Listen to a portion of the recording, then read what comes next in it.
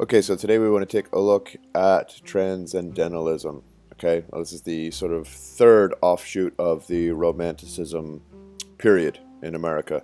So remember, we had the sort of mythological or mythology period, which was sort of this love for America. We have the Dark Romantics, or the American Gothic, which is exploring the seedy underbelly. And we have this Transcendentalist period where it's like this look into exploring the self and making this connection with nature. All right.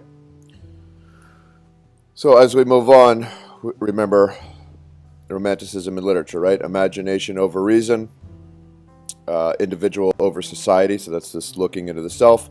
Nature is a source of spiritual nourishment. We're going to see that a lot with the Transcendentalists. And then men are basically good but corrupted by society. We also see this a lot with the Transcendentalists. Now, if we look at transcendental thought, okay, this is sort of the ideas that the Transcendentalists have. So essentially what Transcendentalism is it's a philosophy or a philosophical and literary movement that emphasized living a simple life and celebrated the truth found in nature and in personal emotion and imagination. I think a lot of, high school students, college students really embrace that sort of philosophy. It's this, I want to have like a sort of simplistic life, and sort of connection to nature and the truth that can be found in nature. Exploring your own personal emotions, thoughts, feelings, and this sort of free imagination and creativity. So the idea sort of came from Immanuel Kant, the German philosopher who wrote of transcendent forms of knowledge that exist beyond reason and experience. Okay, so this is this idea of moving away from reason, sort of the age of reason. Now, Immanuel Kant was a part of the age of reason, but he sort of crosses over a little bit with this idea of this transcendent forms. Now, people are inherently good, which is different than American Gothic or the Dark Romantics.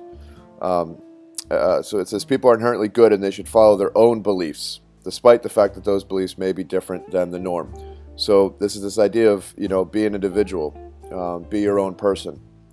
Along with that, they believe that society and individuals ultimately corrupted the individual. So this is this idea of that sort of groupthink. They're getting away from that. They're saying, have your own thoughts and feelings, be your own person, be an individual. And they have this idea, which is really great. Man is best when he is self-reliant and independent.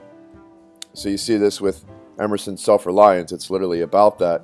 And Thoreau's civil disobedience, which is really sort of piggybacks on the idea of self-reliance.